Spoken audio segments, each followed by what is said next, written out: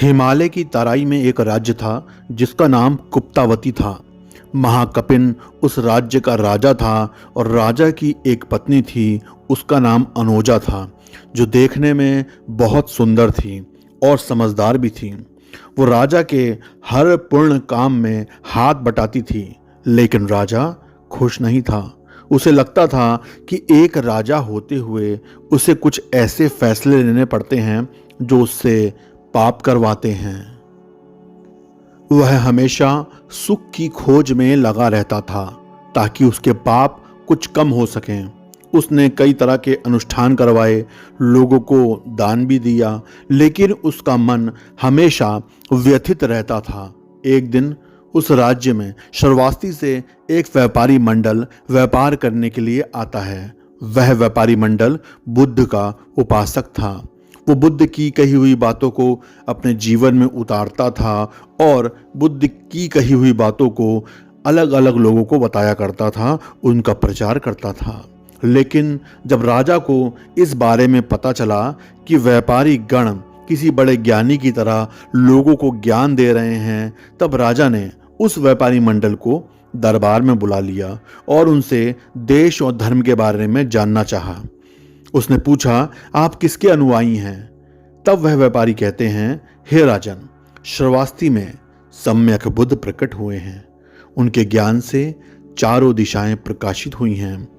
जो भी उनके पास जाता है उसे अपने सभी प्रश्नों के उत्तर मिल जाते हैं।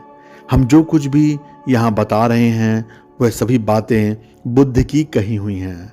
बुद्ध का एक संघ है और बुद्ध के द्वार सभी के लिए खुले हुए हैं।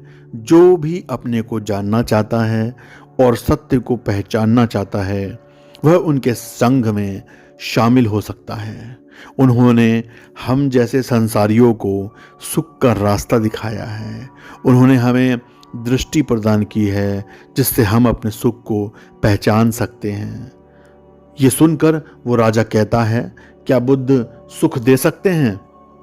व्यापारी कहते हैं, बुद्ध कहते हैं, मनुष्य का सुख उसके साथ ही है, लेकिन वह उस सुख को नहीं देखकर अपना दुख उत्पन्न करता है।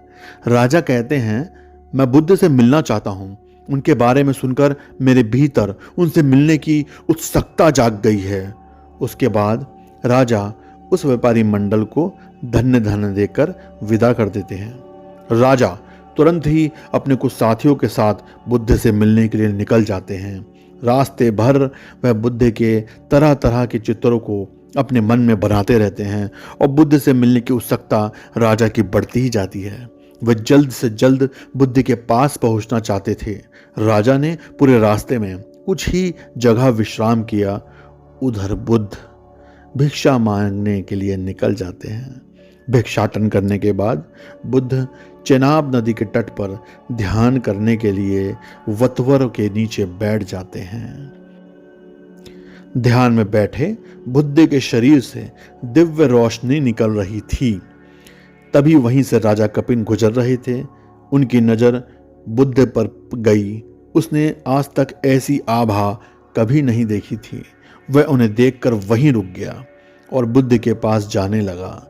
राजा बुद्ध के पास जाकर बुद्ध को प्रणाम करते हैं और उनसे कहते हैं, हे महात्मन, आज तक आप सा व्यक्ति मैंने देखा नहीं। आपको देखकर लग रहा है जैसे कि आपके आसपास सुख की वर्षा हो रही है, जैसे ना कोई चिंता हो ना कोई दुख हो, बस आनंद ही आनंद हो। आपका स्वरूप बिल्कुल वैसा लग रहा है जैसे उन व्यापारियों ने बताया था। कहीं आप बुद्ध तो नहीं हैं? ये सुनकर गौतम बुद्ध मुस्कुराने लगते हैं और राजा से कहते हैं, हाँ, मुझे लोग बुद्ध कहते हैं। तब राजा बुद्ध से कहता है, महात्मा, मैं बहुत दूर से आपसे मिलने के लिए आया हूँ। मैं आपसे कुछ पूछना चाहता हूँ। बुद्ध कहते हैं, पूछो। तब वह राजा कहता है, आप कहते हैं कि व्यक्ति का सुख उसके पास होता है, लेकिन वो दुख के पीछे भागता है। मैं ये समझ नहीं पाया कि आखिर कोई दुख के पीछे भागेगा सुखी होते हुए? ऐसा कैसे संभव है? तब बुद्ध उस राजा से कहते हैं, व्यक्ति भागता तो सुख के पीछे ही है, लेकिन जिस प्रकार एक छोटे बच्चे को जलती हुई लौ अच्छी लगती है, वो उसे पकड़ना चाहता है और पकड़ने के बाद अपना हाथ जला बैठता है, उसी प्रकार जो जागा हुआ नहीं है उसे दुख सुख नजर आता है और वह तब तक उसके पीछे भागता है जब तक वह अपना हाथ न जला बैठे। तब वह राजा कहता है, हे बुद्ध, मैं कोई छोटा बच्चा नहीं हूं, मैं सुख और दुख को देखकर पहचान सकता हूं। तब बुद्ध कहते हैं कि सामर्थ्यवान व्यक्ति चाहता है कि वह एक शक्तिशाली राजा बने और उस चाहत को पूरा करने के लिए वह दिन और रात दुख में ही निकाल देता है।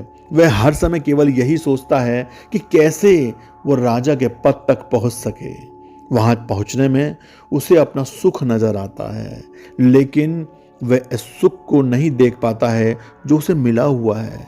वह नहीं देखता कि वो स्वस्थ है और सामर्थ्यवान भी है, ये सुख उसके साथ हैं, लेकिन वह उसका आनंद नहीं ले सकता है क्योंकि वह तो अपना सुख उसमें ढूंढ रहा है जो उसके पास है ही नहीं।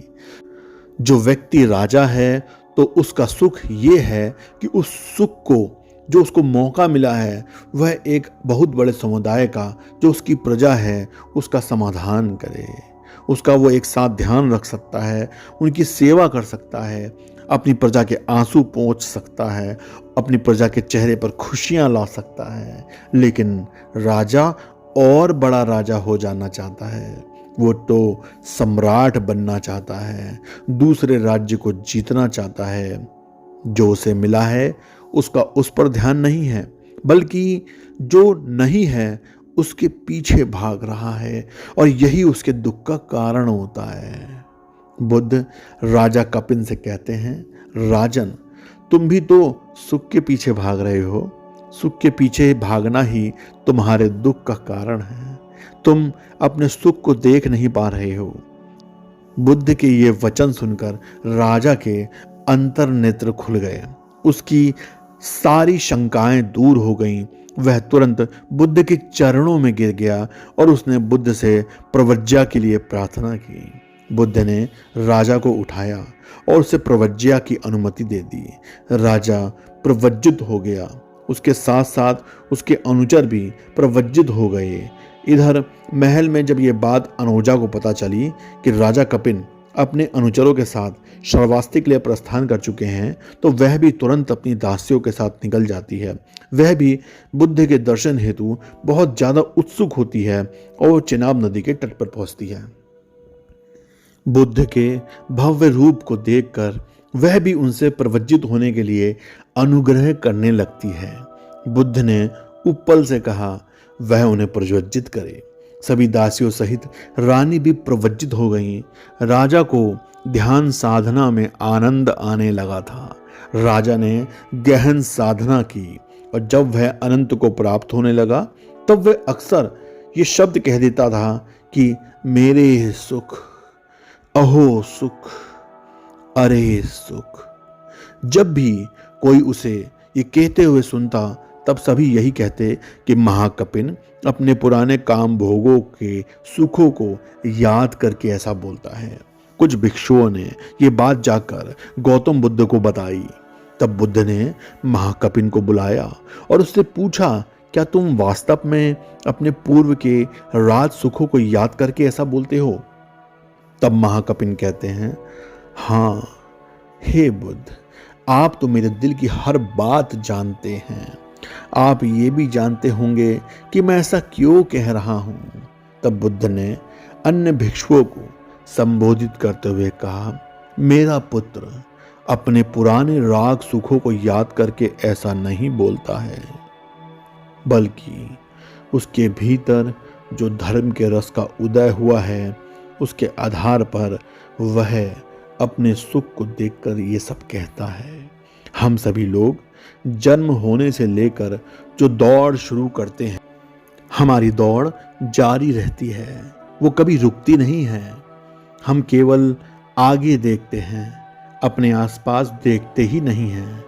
ये देखते ही नहीं हैं कि हमें क्या मिला है, हमारे पास क्या नहीं है। जो नहीं है उसके पाने की इच्छा को रखना गलत नहीं है, लेकिन जो मिला है उसे अनदेखा करना गलत हो जाता है। और जैसे ही हम अपने वर्तमान से हटकर भविष्य की दौड़ लगाते हैं तो दौड़ लगाते रह जाते हैं, क्योंकि भविष्य हमेशा भविष्य ही रहता है, वो कभी वर्तमान में नहीं आ सकता। बुद्ध ये कभी नहीं कहते कि हम अपने भविष्य के लिए तैयार ना होएं और उदास बैठे रहें।